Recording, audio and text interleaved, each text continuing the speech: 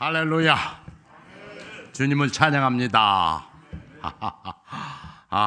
무엇보다도 먼저 이렇게 귀한 자리 서게 해주신 하나님께 영광 돌립니다. 그리고 제가 CTS 우리 존경하는 이건희 목사님 영상을 다 봤어요. 정말 은혜스럽더라고요.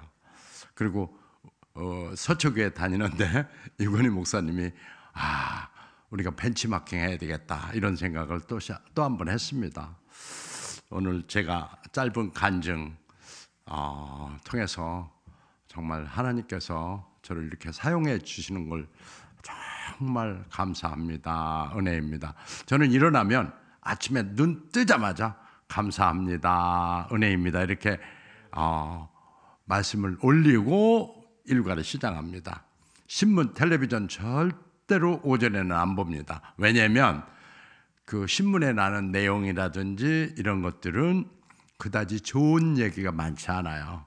되게 네거티브한 얘기죠. 그래서 우리 깨끗하게 일어난 영혼을 좋은 용어로 채워야 된다. 그래서 감사하는 삶, 은혜로운 삶을 살기 위해서 그런 말을 감사합니다. 은혜입니다. 그리고 시간 있을 때는 하루 종일 기도합니다. 지금 말씀하셨습니다만 하나님께서 나는 포도나무요 너희는 가지라. 그가 내 안에 내가 그 안에 있으면 사람이 열매를 많이 맺나니 나를 떠나서는 너희가 아무것도 할 수 없느니라. 이렇게 말씀하셨잖아요. 아멘. 아멘이죠. 그렇습니다. 나뭇가지가 그렇죠. 포도나무가지가 열매를 맺으려면 포도나무에 붙어 있어야 되죠. 근데 그 가지가 뭐 전지를 당했다든지 그러면은 결국엔 포도를 열지 못한다는 겁니다. 그래서 제가 이렇게 나올 때 여러분들 보실 때는 멀쩡해 보입니다. 근데 저는 정말 어마무시한 고난을 딛고 여기 자리까지 왔습니다. 그래서 우리 목사님께서 축복은 고난의 통로를 통해서 이렇게 오는구나 라고 이렇게 생각을 하셔서 어떻게 그 고난을 극복했고 어떻게 삶을 살았는지 그 말씀을 듣고 싶어서 저를 여기에 오라고 하신 거 아닌가 이런 생각이 들고요. 정말 구비구비에 하나님이 개입을 안 하셨다면 저는 이 자리에 설 수가 없었습니다. 우리 이재호 집사님 얼굴 보니까 아까 화나더라고요.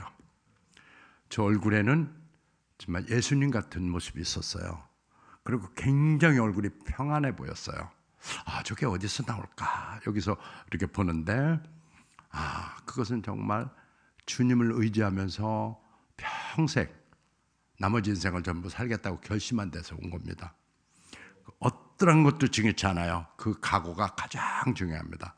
그래서 저도 오늘 이 짧은 간증을 통해서 아마 그러한 얘기를 하지 않을까 이렇게 싶습니다. 성령님 시키는 대로 정말 할 겁니다. 아무것도 준비 안 했습니다. 아까 말씀드렸듯이 저는 충청남도 청양에서 아주 콩밥 매는 아낙네 밑에서 태어났어요. 우리 어머니가 몇 명의 애를 낳냐면 무려 10명을 낳습니다.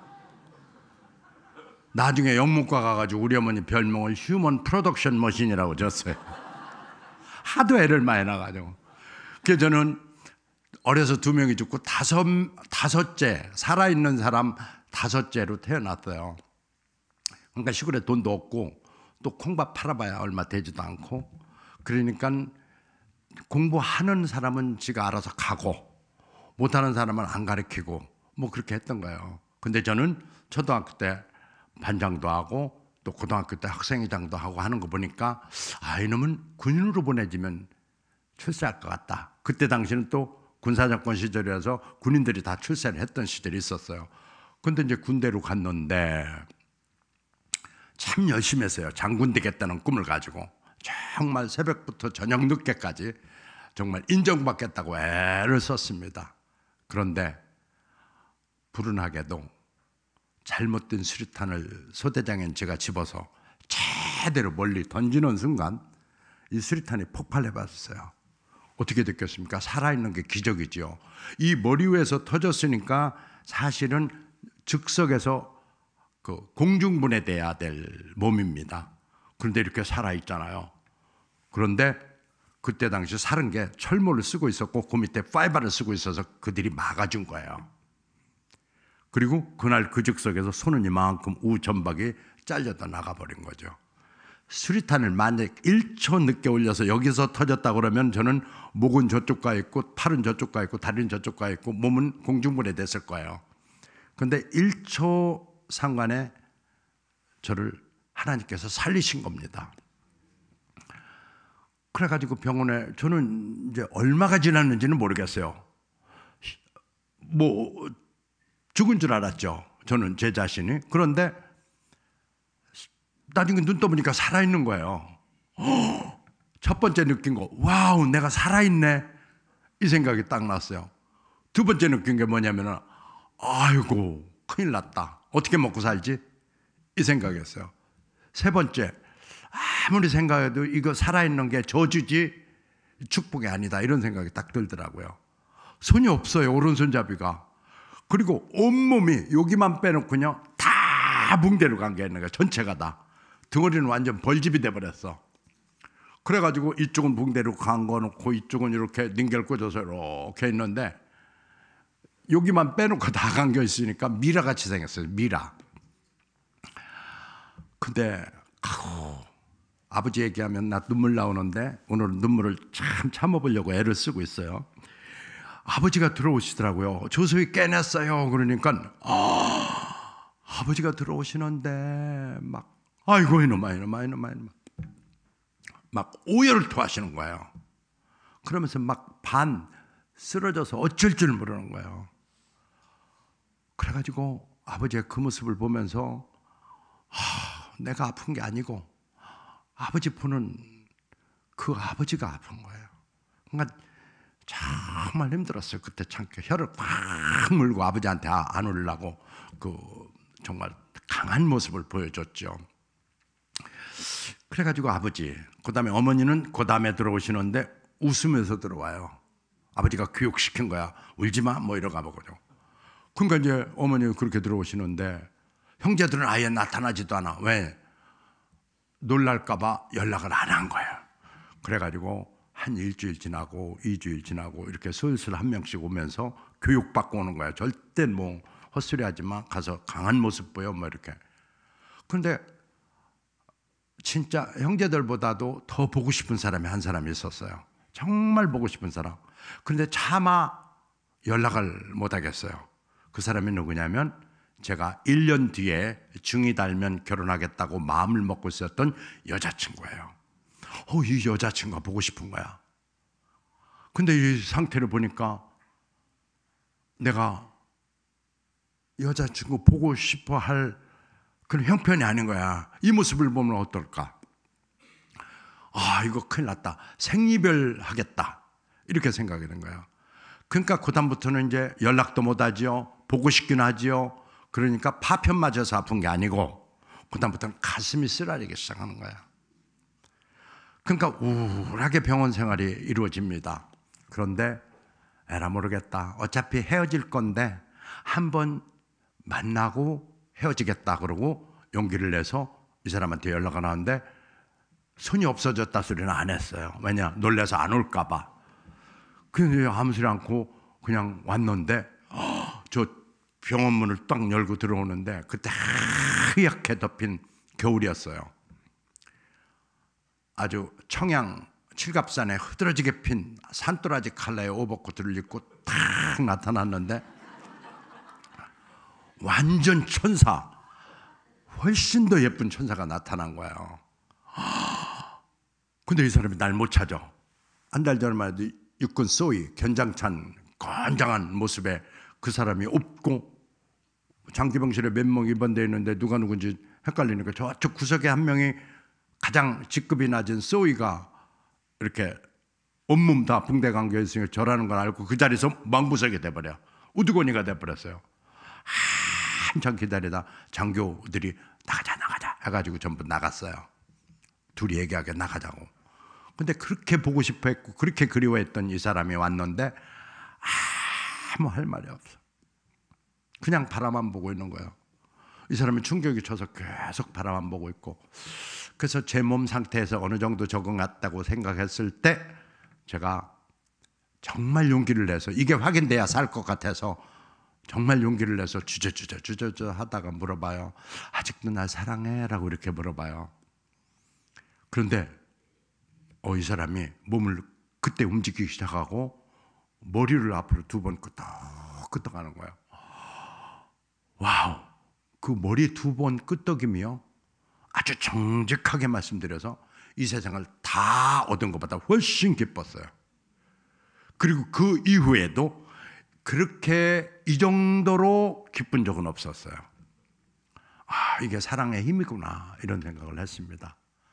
그리고 저는 그때부터 다 잃었다고 생각을 했는데, 모든 걸 다 잃었다고 생각했어요. 돈도 없고 백도 없고 비빌 언덕도 없고 학벌도 없고 손 하나 잃은 것뿐이 없는데 다 잃었다고 생각하는데 생각을 바꿨습니다. 다 잃은 게 아니고 손 하나만 잃었을 뿐이야. 다 잃은 게 아니라 나머지 다 있잖아. 그러면 뭐가 문제인데? 손 없어? 입으로 먹고 살면 될 거 아니야. 뇌가 안 덧찼으니까. 철모가 막고 파이버가 막으니까 뇌는 이상이 없어. 그러니 머리를 쓰고 입을 사용해서 살아라, 이렇게. 그래가지고 곰곰이 생각하다가 이제 왼팔로 글씨 연습에 들어가요. 그래, 이 사람이 내 곁에만 있어준다면 나는 내가 목숨이 붙어있는 한 난 반드시 일어선다 라고 비장한 목표를 세우고, 내가 살아있는 것은 이 사람이요, 내가 정말 내 인생의 목표는 이 사람이다라고 이렇게 세팅을 해버려요. 그러니까 놀라운 게요, 아이디어가 생겼어요. 아하, 영어 잘하면 되겠다. 한국말 해가지고는 먹고 살 것 같지 않고 영어를 잘하면 통역관이라도 하지, 교수라도 하지, 뭐 이렇게 이제 목표를 정하고 영문과 가기로 하고 그때부터 영어 공부를 하기 시작합니다. 근데 놀라운 게요, 목표가 뚜렷이 서 있으니까요, 영어 긴 문장을 3번만 읽으면 다 외워지는 거예요. 이상하다, 머리가 이렇게 좋은 사람이 아닌데 어떻게 이렇게 머리가 좋아졌지? 저는 파편 맞아서 머리가 좋아진 줄 알았어요. 그게 아니야. 목표가 뚜렷하니까 어떻게 몰입하고 집중했던 거예요. 몰입하고 집중하니까 평상시 나타난 포텐셜, 우리의 능력보다 7배 아니 70배까지는 나타난다고 보는 거예요. 그래가지고 이듬해 경희대학교에 영문과 2학년으로 편입학을 해요. 그런데 제가 편입학을 했는데 혼자 밥을 나니까, 밥도 못하지, 넥타이 말라니까 한 손으로 넥타이도 못 매지, 뭐 할 수 있는 게 별로 없는 것 같아. 지금은 잘해요. 그런데 처음에는 아무것도 못한다고 생각을 했어요. 그래서 이제 제가 조심스럽게 우리 여자친구한테 우리 결혼하면 어떨까 그랬더니만 바로 대답을 해요. 내가 먼저 얘기하려고 그랬다. 그래가지고 이제 부모님 허락을 받는데 장인어른이 목숨 걸고 반대. 무슨 소리냐, 너같이 예쁜 사람이 왜 저 팔 없는 놈한테 가냐, 그러면 저 돈이 있냐, 직업이 있냐, 뭐 학벌이 있냐, 뭐 아무것도 없잖아요. 아무것도 없는 놈한테 가가지고 어떻게 하려고 그러냐, 네가 가도 돌아온다. 왜? 상위군인 놈들 여기다 갈구리 차고 행패 부리고 술 처먹고 그러는 거 어떻게 다 받아줄래? 사실 우리 동네에도 상위군인 갈구리 차고 있는데 성질나면 막 이렇게 하고 그랬거든요. 무서워서 상위군인 오면 저기 상위군인 온다고 막 도망가고 그랬거든요. 그 정도로 무서운 존재고 행패 부리는 존재고 개걸대는 존재로 어른들 머릿속에 있는데, 그놈한테 시집간다고 그러니까 아버지 입장에서는 죽어도 반대죠. 그러니까 이 사람이 설득을 합니다. 아버지, 나는 저 사람 오른손을 사랑한 게 아니에요. 난 저 사람 영과 혼과 육을 다 사랑했어요. 그러니까 그런 소리 하지 마. 사랑은 이내 곧 사라지고 곧 고통만 남아. 그럴 때 너는 못 견디고 오게 돼 있어. 사랑 소리 하지 마. 현실이 중요해. 막 이렇게 하지만 이 사람은 이미 저한테 필이 꽂힌 거예요. 다른 소리 안 들리는 거죠. 하다 설득하다 안 되니까 아버지가 만약 엄마랑 이렇게 편안히 사시다가 정말 교통사고로 오른손을 잃었다 손 치면 어머니는 아버지 곁을 떠나야 맞습니까? 라고 이렇게 물어봐요. 별로 그 말에 할 얘기가 없었던 아버지는 성질 나니까 너 내 딸 할래? 저 손없는 애매 아내가 될래? 둘 중 하나 선택하거라. 잔인한 선택을 요구하는 거예요. 저를 향해서 나왔어요. 제가 어찌 어영부영 살 수 있을까요? 어찌 열심히 하지 않을까요? 저는 영국 가서 열심히 그냥 물 한 모금 놓고 결혼해가지고 열심히 공부를 했습니다. 근데 그 조그만 방에서 아기를 가져요. 정말 심한 표현하면 아주 거지 같은 방이에요.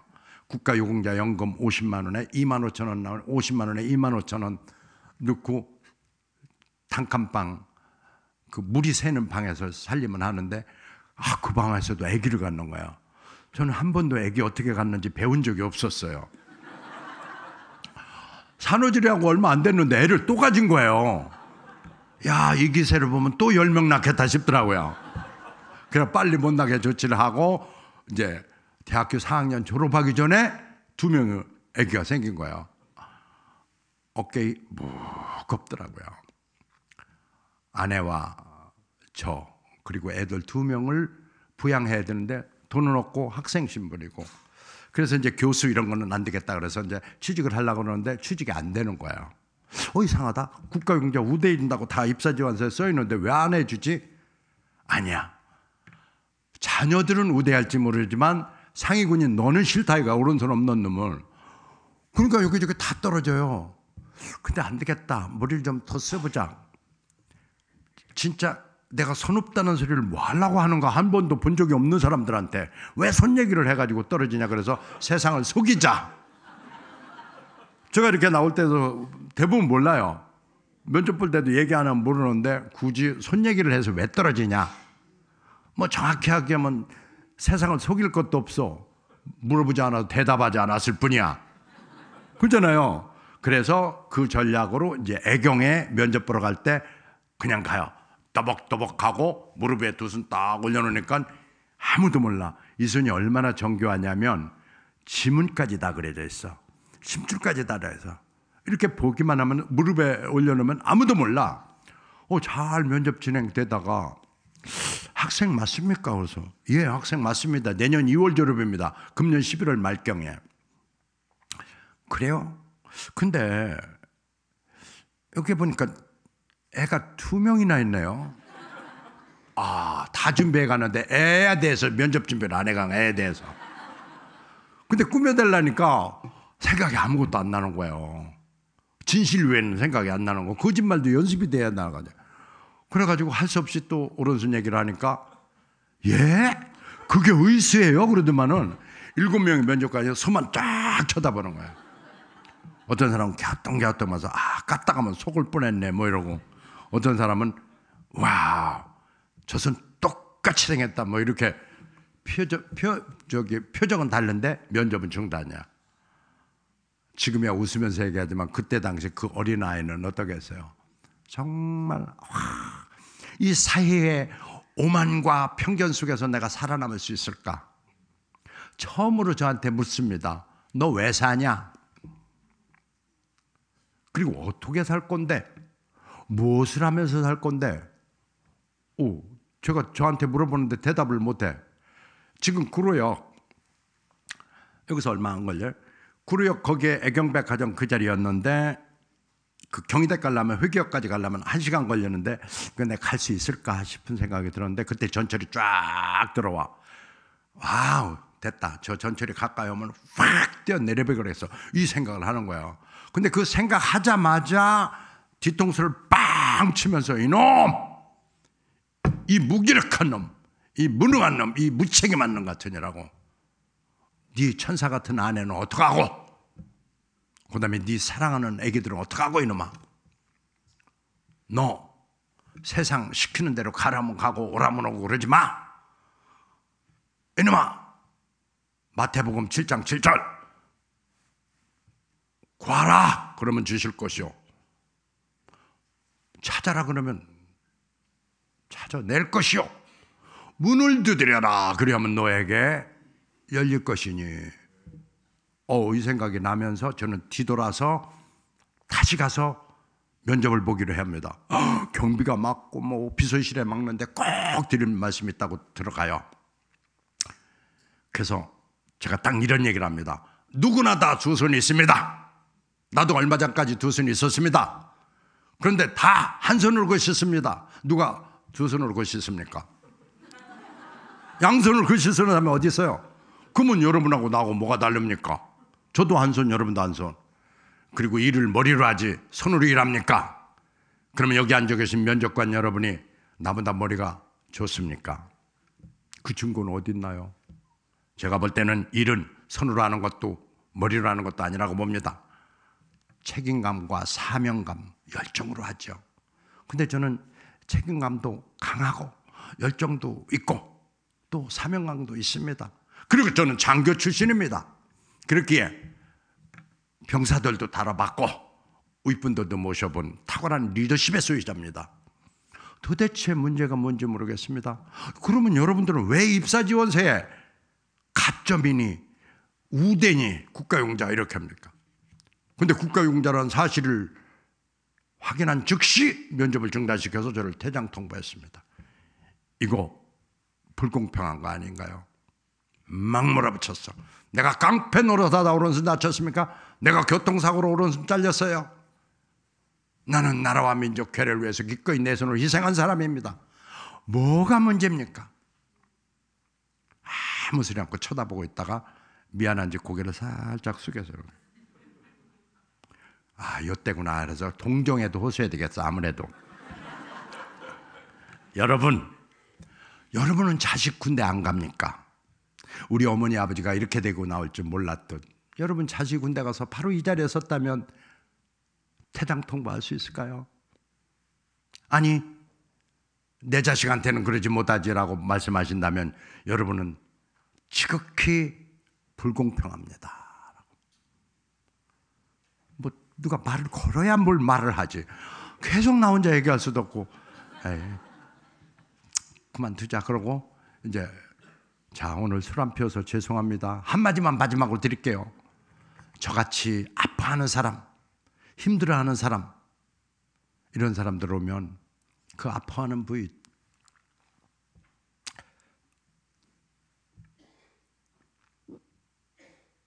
더 휘집어서 거기를 더 때리는 잔인한 짓 하지 마세요. 오늘 술 안 피워서 죄송합니다.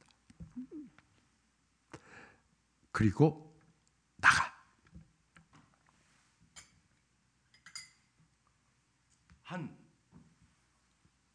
밖에 한 두 발짝 나갔을까 말까 하는데 잠깐만요 불러. 그 가운데 앉아 계신 여성 면접관이 한 분 계셨는데 그분이 부르는 거예요. 그래가지고 네 그랬더니만 무슨 과 나오셨어요? 그래서 저 영문과 나왔습니다. 그러면 영어도 잘하시겠네요. 그래서 뭐 조금 합니다. 그러면 지금까지 쭉 하신 얘기 있잖아요. 그래서 네, 그 영어로 해보세요. 나도 화나서 막 쏴붙인 얘기인데 영어로 하라는 거야. 이거 영어로 해야 돼 말아야 돼. 야 이거 어떻게 해야지 막 그렇게 하는데 그때 또 하나님이 계시를 내려. 서하나, 네 영어로 말해. 너 영어 잘하잖아 영문과. 그리고 막 결혼해서 영어밖에 더 했냐 네가. 영어로 말해. 용기를 내. 어차피 네가 영어로 말해도 그 사람들 못 알아듣는다. 기가 막힌 순간에 하나님께서 지혜와 명초를 주신 거예요. 그래서 저는 정말 4대째 모태신앙인 아내를 하나님이 보내셨고 또 저 사람에 의해서 믿지 않는 사람이 믿음을 갖게 됐고 매일 새벽에 기도로 가는 저 아내를 모습을 보면서 저는 사실은 믿음이 굉장히 늦게 왔어요.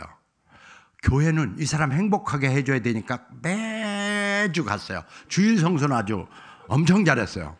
어차피 교회에서 자나 집에서 자나 마찬가지라. 또 교회에서 운다고 하는 사람 보면은 저 사람 맛이 간 것 같다.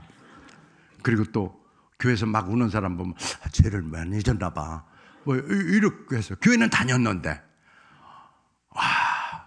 근데 어느 날 제가 눈물 콧물 흘리면서 막 엉엉 울고 있는 모습을 발견해요. 그때 진정한 크리스찬이 된 거예요. 그래서 저는 지금까지 쭉 지나온 걸 보면은 굽이 개입을 하신 거예요. 그 이튿날 오후 5시 반, 오케이? 애경에서 전보가 왔는데 애경 입사를 진심으로 축하합니다. 이게 왔어요. 그때 깨달은 게 크게 하나 있었는데 뭐냐면은 안 된다 하지 말고 가서 들이대라. 문을 두드려라. 성경 말씀 그대로야. 이 우리 인생은 성경 말씀대로 그대로야. 살아보니까 60대 중반까지 살아보니까 정말 그대로야. 안 믿는 거, 교회 안 다니는 거 본인만 몰라 엄청 불행한 일이에요. 그래서 지금 제가 쭉 말씀드리는 거는 이만큼도 과장하지 않고 그대로 얘기를 드릴 겁니다. 애경 입사를 했어요. 근데 또 산 넘어 산이야. 어떻게 입사한 이 회사인데 수십 개 회사를 떨어지고 마지막으로 든 게 이거 세상 속이겠다고 해서 간 건데 가서 시키는 게 뭐냐면은 공항에 가서 이거 들고 피켓. 팔 아파 죽겠어. 그 창피해 죽겠어. 저 사람들이 나 볼까 봐. 이게 뭐야? 웰컴 투 코리아 이거. 영문과 나왔다 이거 들고는. 팔이 보통 아픈 게 아니야. 내 인생 왜 이러냐 진짜. 이게 뭐냐 이게. 영문과 다닐 때 굉장히 국문과보다 프라이드가 있고 사회학과보다 프라이드가 있었거든. 이게 뭐야. 두 손까지는 너무 밖으로도 들지. 이거 나는 한손밖에 없어. 그러다가 외국인들이 주는 명함 보면 이놈의 새끼들 때문에 그래. 여기다 내가 찢어버렸어. 그러다가 없이 입술도 찢어지고 그랬거든요. 그런데 하나님이 또 계시려는 거야. 입술 찢길 때. 이놈아, 그 팔이 아프면 이놈아, 그걸 운동이라고 생각해봐. 그럼 팔 안 아파. 그래서 그다음부터 운동하니까 팔이 안 아픈 거야. 생각을 이동시키니까 그 힘든 게 안 힘든 거예요. 그래서 하나 크게 깨달은 게 인생은 멘탈 승부다. 이 생각이 어디에 가 있느냐 이거에 달렸다 이런 생각을 했어요. 그리고 아까 애경에 가서 안 돼 떨어졌는데 이미 떨어졌는데 가서 들이댔잖아요. 이 세상에서 가장 좋은 대학이 들이대구나. 절대 포기하지 않는다. 어떤 것이든 어떤 상황에 와도 포기하지 않는다. 이것이 네버 기브업. 절대 포기하지 않는 게 제가 생활 신조가 됐어. 그래서 무엇을 하든 저는 무조건 들이대. 그 다음에 절대 어려워도 포기하지 않아. 그리고 정말 피할 수 없으면 즐겨. 피할 수 없으면 즐겨라. 어떻게? 생각을 이동시켜라.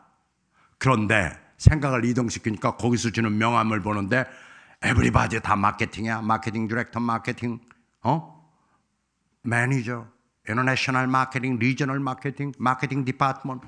이게 마케팅이 뭐야? 우리나라에 이런 거 있지도 않는데. 기업에는 그런 용어가 없었어. 근데 이들은 다 명함에 마케팅을 했어요. 이게 뭔가 있나 보다. 그래 경희대에서 가서 물어보니까 경희대에서 뭐라고 그러냐면 마케팅이 미래다.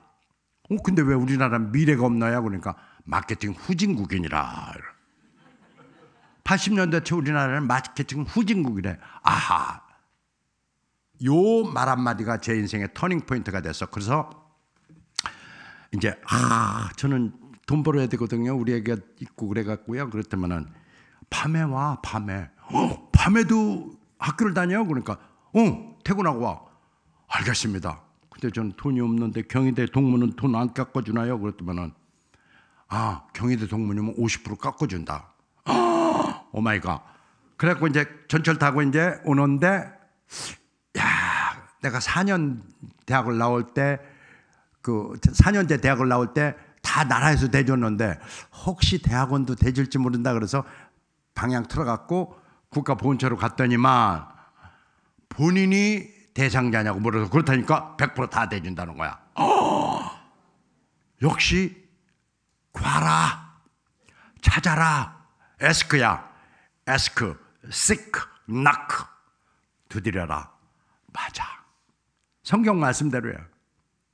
그래서 저는 대학도 공짜로, 대학원도 공짜로 그렇게 해가지고 다 나온 거예요. 참 이게 너의 노력은 결코 너를 배신하지 않는다 이런 얘기를 어디서 들었는데 정말 그런 것 같아. 저는 낮에는 일하고 밤에는 공부하고, 내 친구들은 입사 동기들은 낮에는 일하고 밤에는 술 먹으러 가고, 저는 낮에는 일하고 밤에는 도서관 가는데 내 친구들은 낮에는 일하고 또 밤에는 노래방 가고 그랬을 때 저는 그런 거 안 했거든.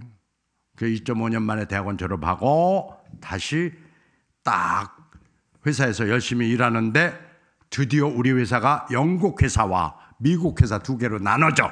겉은 애경인데 속은 애경, 그러나 아니 이름은 애경, 그러나 속은 50-50 조인벤처가 되는 거예요. 근데 찾는 사람이 있어. 그 누구 찾냐면 영어를 잘하면서 마케팅을 전공한 사람 없냐? 없어. 영어를 잘하는데 마케팅 못해. 마케팅 전공 안 했고 영어를 못해. 근데 양수겸장에 한 명 있어. 손 하나 없는 놈이 양수겸장이 돼버리는. 와, 인생 아이러니죠. 제가 양수겸장에 대해서 뽑혀갑니다. 정말 놀라운 게 이때가 터닝포인트야. 왜 터닝포인트 하면 제 위에 보스가 네덜란드인, 내 위에 보스의 보스 상무가 프랑스인, 그 위에 보스가 부사장 누구냐면은 영국인이야. 근데 이 세 명을 빼면 나머지는 회장님하고 나하고 하트라인이요. 아까 그 장영신 회장님이 여성분이 애경그룹 오너. 그때부터 외국인들과 영어로 싸워가면서 우리나라 브랜드를 심어요. 그게 뭐냐면은 LG에서 샴푸 아린스가 하나로 럭키일랑 데뷔 샴푸 그러잖아요. 그리고 저쪽에서는 아모레에서는 샴푸 아린스가 하나로 아모레 투웨이 샴푸 그러잖아요. 근데 저는 남의 광고라고 밉다고 딴 데 들지 않고 그걸 받아 적었어. 남의 광고를 어떻게 광고하는가. 그랬더니만 기가 막힌 파인딩 뭐냐. 아하, 이 사람도 저 사람도 하나로라는 용어는 빼놓을 수가 없구나. 샴푸 아린스가 하나로 뭐 어려운 용어 낭뭐라고 그러고 투웨이 이거는 두 갈래길이야. 하나가 아니야 오히려. 큰 회사라고 마케팅 잘하는 게 아니라는 걸 그때 알았어. 그리고 저는 이렇게 광고를 합니다. 샴푸를 부랴부랴 꼴찌로 만들어가지고 샴푸 아린스가 하나로 샴푸 그랬지. 그랬더만은 이쪽 광고 보고 내 거 집하고 저쪽 광고 보고 내 거 집하고 내 광고 보고 내 거 집하고 소비자 가슴속에 심어진 건 하나로밖에 없어. 그래가지고 저는요 전 세계 꼴찌로 나온 샴푸가 우리나라에서 6개월 만에 넘버원 브랜드가 돼요. 회장님이 제가 이쁠까요 안 이쁠까요? 엄청 예뻐했습니다. 2계급 특진합니다. 그리고 제 이름은요 헤드헌터 스카우트 회사죠. 쉽게 말하면 스카우트 회사에서 쫙 퍼져나가면서 몸값이 천정부지로 막 올라뛰기 시작하는 거예요. 깜짝 놀랐어요. 막 미국에서 전화가 왔어. 왜? 그러니까 미국 다이아사가 직접 투자하는데 미국 회사로 올 기사가 없냐고. 그래서 없는데 그랬더만 야 저기 너 월급 3배 줄게. 그리고 또 컴퍼니 카드 줄게. 갈수록 이게 계속 좋아지는 거예요. 그래서 그래도 안 간다고 그랬더니만 야 비서주 주고 네 방도 준다. 방. 근데 방이 자극적이야. 왜 이사님이 툭 하면 너 내 방으로 들어와 이랬거든. 저거 언제 저렇게 되나. 그래가지고 군대에서 못 딴 별을 만 35살에 다국적기업의 임원이 됐어요. 회장님한테 헤어질 때 제가 회장님 부르면 다시 오겠습니다 그랬더니만 회장님이 내가 부르면 꼭 올 거지? 예 회장님 저는 가난 싹 벗어버리고 싶어요. 아주 가난 지겨워요. 그랬더니만은 회장님이 알았다 내가 부르면 꼭 와 그러고 이제 보냈어. 근데 이제 정말 3배씩 받았으니까 한 4년 동안 받았으니까 많이 벌었잖아요. 돈이 집도 사고요. 다 다 했는데 정말 4년 만에 회장님 불러. 왜요 회장님? 그러니까 빨리 들어와. 갔더니만 이미 회사가 이렇게 고꾸라졌어. 이렇게 좋던 회사가 고꾸라졌어요. 저 없는 동안. 그게 뭐냐면 제일제당이 회사 뛰어드는 거야. 세제시장에. 텔레비전만 틀면 때가 속비트 이거 광고를 하는 거야. 이쪽은 질사라 요만큼 한 스푼 광고를 하는 거야. 애경은 이걸 대형무 돼가지고 세자가 박살나 버렸어. 그러니까 나를 오라는 거예요. 그래서 알겠습니다. 왜냐 거짓말 약속도 약속이잖아요. 그래서 다시 3분의 1 토막 월급으로 다시 컴백을 합니다. 첫 월급이 나왔어요. 여보 월급 나오다 말았는데 그래. 참 김경옥권사 천사 틀림없어요. 내가 원하는 대로 다 하는 거예요. 3분의 1로 준다고 얘기를 했는데 그 정도로 농담하는 줄은 몰랐던 거야. 그래서 거기에서 열심히 해가지고 애경을 반듯하게 만들어옵니다. 세제 그만하자. 화장품을 하자 하니까 화장품 애경권 안 사요. 피어리스, 라미, 주리아, 아모레, 한국 화장품, 크리스찬 디올, 샤넬, 가네보, 시세이도 이 어마무시한 회사들이 그득한데 왜 애경 거 삽니까? 애경에서 만들면 트리오 냄새 나요. 세제 회사라 트리오 광고 많이 하다 보니 샘표 간장이 무엇을 해도 안 돼. 왜냐하면 어디서 자면서도 우리는 샘표 간장 강의를 광고를 들어가요. 샘표 간장, 샘표 간장. 그 샘표 간장에서 치약을 만들어도 안 팔려. 왜냐 입에서 간장 냄새 난다고. 화장품은 얼굴에 간장 바르냐 뭐 이런 거면서 안 나빠. 그래서 그 집은 간장, 고추장, 된장밖에 못해. 근데 우리 애경이 그렇게 당한 거야. 이거 어떻게 해야 되냐. 근데 마케팅 전문가는, 전략가는 안 된다고 할 때 되게 만들어야 돼. 그걸 어떻게 하냐. 그래서 딱 화장품을 만들어 가지고 어떻게 했냐. 여기다가 브랜드를 프랑스 파리에 가서 빌려서 마르클레르 파리라고 붙였지. 파리도 크게 썼어. 그때만 파리 화장품인 줄 알고 왕창 사가. 애경 이름을 꼭 써야 된다. 써라. 그러면 딱 세워놓으면 안 보이게 이 밑에 갖다 써놔라. 그리고 딴 사람들은 화장품 광고를 하는데 저는 어떤 광고를 하냐면은 지우는 걸 광고해서 화장은 하는 것보다 지우는 것이 중요합니다. 이게 또 1등이야. 넘버원. 화장품이 삽시간에 3년 만에 1,000억. 화장품 마진이 엄청 좋아. 세제는 마진이 없어. 그래가지고 회사가 딱 한 사람만 바뀌었는데, 오케이? 딱 한 사람만 바뀌었는데 우리 생각을 고정관념, 패러다임을 시프트 해가지고 이익을 낼 수가 있었다. 엄청나게. 그러자 이제 이름이 유명해지고 회장님이 정치로 들어가셨어요. 평화민주당 여당 대표로 들어가신 거야. 가시면 안 됩니다. 그러니까 DJ가 부르는데 어떻게 안 가? 그래서 가셨는데 이 회사에 있으면 안 되겠다 싶더라고요. 그래서 헤드헌터한테 제가 전화합니다. 그동안에 헤드헌터가 전화 왔고 그래서 스위스 로슈 갔다가 애경으로 다시 컴백했다가 6년 만에 다시 헤드헌터한테 전화해서 나 찾는 회사에 있으면 가겠다 그러니까 마침 나타났어요. 그래서 어디냐 그러니까 KTF래. 됐다. KTF로 지원해요. 근데 나 IT에 대해서는 모르는데 그러니까 언제는 제약에 대해서 알고 가셨나요? 제약회사도 모르고 가셨잖아요. 근데 거기서 1등 만들어 놨잖아요. 뭐가 문제입니까? 마케팅 프린시플이 똑같죠. 마케팅 전략이 똑같죠. 핸드폰이나 화장품이나 비누나 트리오나 뭐가 다릅니까? 얘가 날 가리키네. 마케팅 전문가를 이 사람이 가리켜. 근데 한마디가 틀린 게 없어. 그래서 지원했어요. 그랬더니만 와우, 하나님 은혜에 면접관이 누구였냐면 온누리교회 장로님이셨어. 온누리교회 장로님. 지금도 CGN TV라고 기독교 방송 있잖아요. 거기에 회장님을 하고 계시는 분이 지금 나이 많이 드셨어요. 거의 80이 넘은 걸로 알고 있어요. 지금도 회장님을 하고 계세요. 하나님 은혜죠. 그러니까 안 된다 하지 마라라고 계속 얘기했던 게 IT까지도 가서 마케팅 전략 수장으로 올라간 거예요. KT 입사하려면요. 지금 KT잖아요. KTF가. 근데 KT 입사하려면요. 바늘구멍에 낙타 들어가는 것처럼 힘들어요. 그런데 가보니까 세상에 제가 할 일이 너무 많은 거예요. 제가 볼 때는. 그래가지고 제가 이런 얘기를 직원들한테 합니다. 전쟁에서 오케이 승리하려면 전장을 바꿔 싸워라. 어차피 이 시장을 떠나야 우리가 이기지 얘들한테 못 이긴다. 왜냐? 노태우 정권 때 소위 혼자밖에 없었어. 사들한테 줬던 거죠. 그러니까 12년 독점한 회사하고 싸우려면 어떻게 해야 돼? 생각을 바꾸지 않으면 안 된다 그래가지고 이 사람들은 여기 떡을 많이 먹고 있기 때문에 다른 떡으로 옮겨갈 수 없다는 걸 알아서 우리가 3G로 먼저 치고 들어갑니다. 사장님한테 말씀드려가지고. 대박.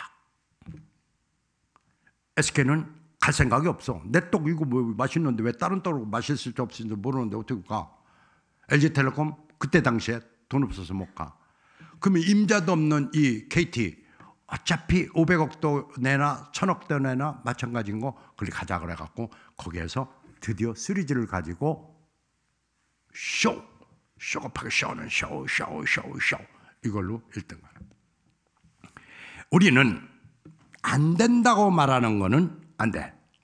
그런데 된다고 얘기를 하면 말한 대로 돼요. 왜? 된다고 말했기 때문에 생각을 그쪽으로 해. 그리고 생각을 그렇게 하면 꿈이 생겨. 아, 1등 갈 수 있겠구나라는 꿈이 생겨. 근데 꿈을 우리가 말하고 생각하고 꿈꾸고 마지막 중요한 게 믿음이 있어야 돼. 그리고 빼놓을 수 없는 게 뭐야? 기도야. 그래가지고 열심히 기도하고 말한 대로 될 줄 알아, 생각대로 될 줄 알아, 꿈꾼 대로 될 줄 알아, 믿음대로 될 줄 알아 라고 이렇게 명령을 해버리는 거예요. 어떤 상황이든. 그러면은요 그대로 된다는 걸 너는 수도 없는 케이스를 통해서 제가 체험을 했어요. 가장 무서운 질병 안 된다고 그러는 거예요. 그렇게 해놓고 사실은 안 된다고 결론냈기 때문에 시도를 하지 않는 거예요. 제가 운전면허 따갔다고 했지만 우리 아내가 운전면허 뭐 하려고 그래서 무슨 소리야 우리 저기 식구들 태우고 다녀야지 그러니까 아니야 우리 식구는 안 타. 한슬이는 운전하는 거 못 하겠다 이거죠. 그래서 큰집 갈 때 저 혼자 가고 저기 애기들하고 버스 타고 가고 그랬어요. 근데 지금까지 한 번도 고장 없이 지금도 길은 차 제너시스 90 이거 타고 왔어요. 제가 운전하면서. 즉 다시 말해서 안 될까요? 안 돼요. 골프 얘기해서 미안하지만 그것도 시도해봤어요. 아주 잘 쳐요. 거의 싱글도 2번이나 했어요. 79타 2번이 쳤단 말이에요. 이게 가능할까요? 예스, 가능합니다. 안 된다고 생각하는 사람은 핑계를 108개를 대서 108번이 걸리지만 된다고 생각하면 되는 방법을 찾아낸다 이거죠. 그런데 굳건한 믿음이 있어요. 나를 도와주시는 분이 계시다라고 생각하는 거예요. 항시 그렇게 생각하는 거예요. 그래서 저는 이렇게 그 쇼를 가지고요 엄청난 실적을 내가지고 부사장까지 올라갑니다. 사장은 대통령이 내리니까 저는 대통령 빼고는 없고 올라갈 수 있는 데까지 다 올라간 거야 KT에서. 그러니까 뭐냐 그때 당시는 KTF였거든요. KT하고 M&A를 해버려. 그래가지고 부사장 때 정점에서 저는 파이어가 돼요. 한 명은 나가야 되니까 높은 사람이 먼저 나가는 거죠. 그때 제가 이제 어떻게 하냐면은 중국 가겠다고 그랬어요. 세라젬 회장님이 중국 보내더라고요. 월급 안 깎을 테니까 중국으로 가라. 그래서 중소기업이 내 월급을 안 깎고요. 내 월급이 얼마나 많은지 알긴 아시오. 그러니까 안다. 걱정하지 마라. 그래서 중국 갔어요. 집사람 데리고. 중국 갔더니만요. 나는 마케팅 전문가니까 중국이나 영국이나 미국이나 뭐가 달라. 어차피 나 영어도 잘하고 뭐 이런 생각을 했는데 중국은 다르더라고요. 아우 잘못 왔다. 도저히 못 견디겠어. 하나도 안 보여. 그런데 사람을 알아. 제품이 있어. 저 혼자만 뽑았으니까. 중국이들은 막 치팅하고 속이고 막 그냥 와 이거 어떻게 해야지. 그래서 스트레스 받아서 못 견디겠더라고요. 그래서 처음으로 제 인생에서 처음으로 우리 집사람한테 여보 나 포기하고 싶어. 나 한국 돌아갈래. 한국에서 강의나 하고 살래.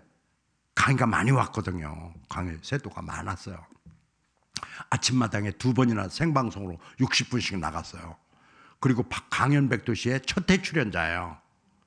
그러니까 가인가 막 세도하는데 와 이걸로 충분히 먹는데 왜 중국 와서 이 고생하나 이런 생각으로 포기하자고 그랬더니만 집사람이 저한테 이렇게 이마를 쳐다보더니만은 당신 나 중국 올 때 맨 땅에 헤딩한다고 그러지 않았어? 그래서 그 얘기는 했지. 그렇지만은 난 못 견디겠어. 그랬더니만은 내가 이마 보니까 이마에 기스도 안 났는데 그래.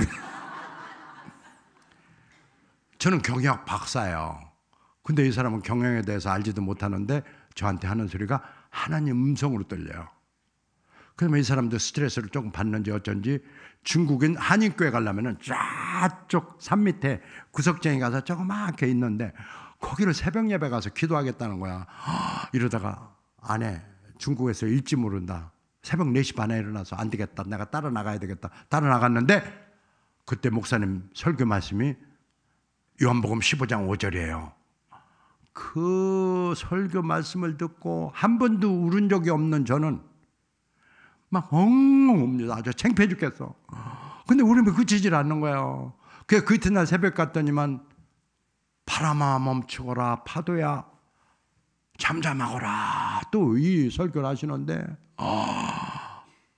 그날부로 크리스찬이 됐어요. 근데 놀라운 역사가 일어납니다. 아까 애경에서도 하나님의 역사가 일어나서 가서 들이대서 합격 증서를 받아왔고 또 생각을 이동시켜서 그렇게 했듯이 거기서도 하나님 역사가 일어나는데 화장품 싼 게 나왔어요. 회사가 판다고 다 망했다. 그거 사가지고 중국에 뿌리기 시작합니다. 얼마나 속도가 빠르냐면은 3년 만에 500억 매출합니다. 중국이나 한국이나 마케팅 전략 똑같아. 그래서 주님을 의지하는 거 이게 전부구나. 기도하는 게 전부구나 라는 생각을 저는 완전 그친 거죠. 그러니까 이제는 한국에 오면 그걸 알더라고요. 목사님은 기가 막히게 장로로 피택이 돼서 우리 교회에서 가장 나이 많은 장로로 피택이 된 거예요. 몇 년 안 남았어요. 그래서 제 인생은 정말 앞으로 하나님을 위해서 충성하겠다로 이렇게 하고 진짜 목숨 바쳐 하나님께 충성하겠습니다. 하나님을 자랑하는 사람이 되겠습니다. 이렇게 각오를 하면서 살고 있습니다. 이 전도를 왜 해야 되느냐? 영혼 구현해야죠. 불쌍한 영혼들. 그 사람들이 알면 왜 안 오겠어요? 이런 간증을 이 구비구비 개입해서 이렇게 살려내신 걸 알면 그들이 왜 안 오겠어요? 오십니다. 그래서 저는요, 우리 교회에서 목표가 1년에 15명인데 저는 거의 30명 했습니다. 금년도에. 혼자. 저는 우리 목사님 대단하시다 봐요. 제자 훈련. 와우. 이렇게 해서 교육시키는구나. 양육 전도. 와우. 우리가 벤치마킹 해야 되구나. 그래서 오늘 제가 담임 목사님한테 말씀드리고 해서 우리 교회를 진짜 그 신일교회를 벤치마킹 할 교회가 있다. 바로 우리 교회다. 그래서 전도운동을 더 강력하게 목표까지 세워주면서 하자. 이렇게 말씀을 드렸어요. 그랬더니만은 바로 전도위원장으로 조소한 장로를 시켰습니다. 내년부터는 전도, 장학, 선교 3가지 위원장을 제가 해야 돼요. 축복은 고난의 옷을 입고 온다 우리한테. 지금 다 어려워요. 얼마나 어려우냐면 물가 다 올라, 환율도 올라, 뭐 보험료도 올라, 뭐도 다 올라. 출산율은 저조해. 코로나로 애들 못 오게 막아가지고 애들이 교회 나오던 애들도 없어졌어. 근데 우리 신입교회는 뭐야? 얼마나 은혜스러운지 청년이 200명. 이런 교회 없습니다. 우리 목사님한테 올해와 같은 박수 부탁합니다.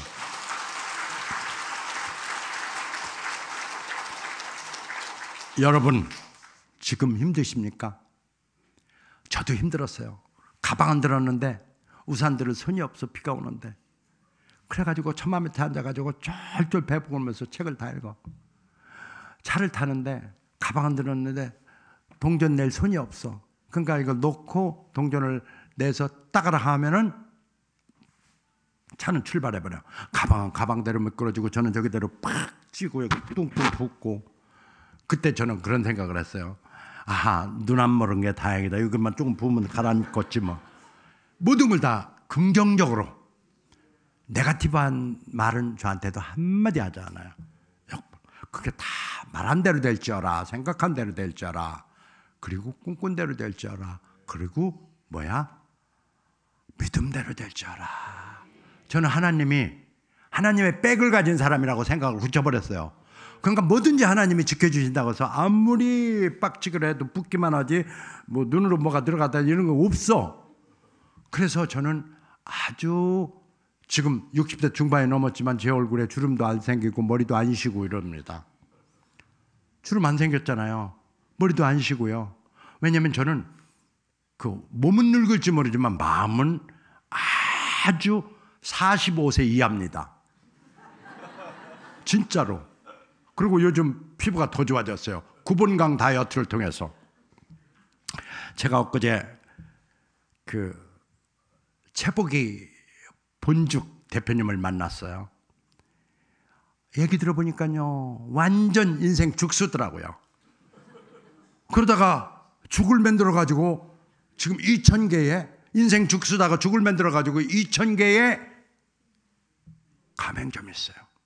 그리고 그 해외로요, 어마무시하게 후원을 하고 있어요. 선교 후원. 하나님이 주신 거예요. 근데 그 고난이 얼마나 하여튼 저는 눈물 철철 흘렸어요. 그리고 이 양반 유튜브를 다 찾아서 보고, 우리 목사님 유튜브 다 찾아서 보고, 그러고 있습니다, 요즘. 신문 보지 마세요. 전혀 도움 안 됩니다. 텔레비전 보지 마세요. 전혀 도움이 안 됩니다. 목사님 설교 말씀 코람데오 예배 온라인 예배를 들으시고요. 최복희 대표님 새롭게 하소서 보세요. 제가 새롭게 하소서 내 거 보다가 최복희 대표님을 찾아가지고 그분을 모셨어요. 그리고 또 한 분 고난의 역사를 가진 분이 한 분 계시는데 오수양 권사님이십니다. 가난해가지고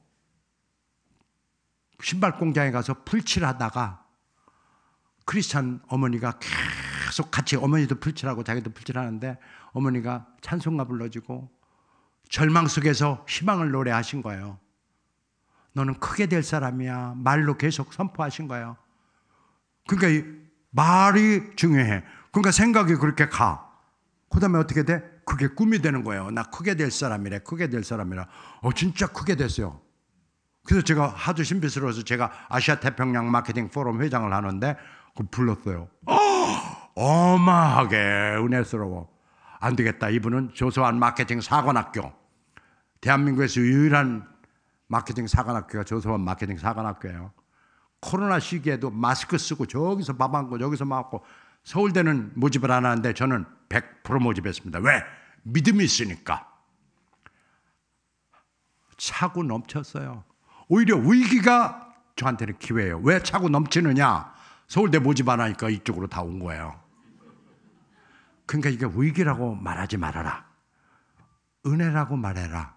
단 그냥 감 나온 밑에 감 떨어지고 기다리는 게 아니라 액션으로 실행으로 옮겼다. 우리가 선을 행하되 낙심하지 말지니 포기하지 아니하면 때가 이르매 거두리라. 갈라디아 6장. 아멘. 우리가 포기하기에는 인생은 너무 아름다워라. 더군다나 하나님 의지하고 사는, 주님을 믿고 사는 우리들한테는 엄청난 빽이 있는 거예요. 그러니까 불쌍한 영혼들을 구하려면 전도에 힘쓰세요. 특히나 청년들 전도 힘쓰세요. 왜? 이들이 산포, 결혼도 포기해, 집도 포기해, 애 낳는 것도 포기해, 산포. 이래서는 안 됩니다. 뭔가 잘못돼 가고 있어요. 이때 우리는 주님을 믿고 의지하면서 된다는 확신을 갖도록 전도 방법을 강하게 1인당 목표를 정해서 하십시오. 나는 해마다 30명씩 하려고 합니다. 혼자. 그러면 장로가 12명인데 30명씩 하면 얼마입니까? 엄청납니다. 그럼 안수집사들 가만히 있을까요? 10명씩은 하면. 그럼 권사님들 가만히 있을까요? Why not? 서초교회 클 겁니다. 즉 지금 위기지만 위기 때 기회가 된다는 것을 말씀드립니다.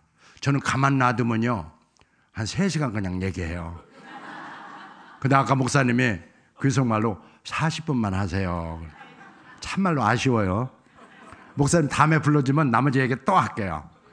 자, 정말 하나님 은혜와 평강에 우리 신일교회 성도님들께 가득하기를 빌며, VIP로 오신 분들, 혹시 교회 처음 나오신 분들은 내일부터 오늘 밤에 가기 전에 신일교회 등록하시고 저를 믿으세요.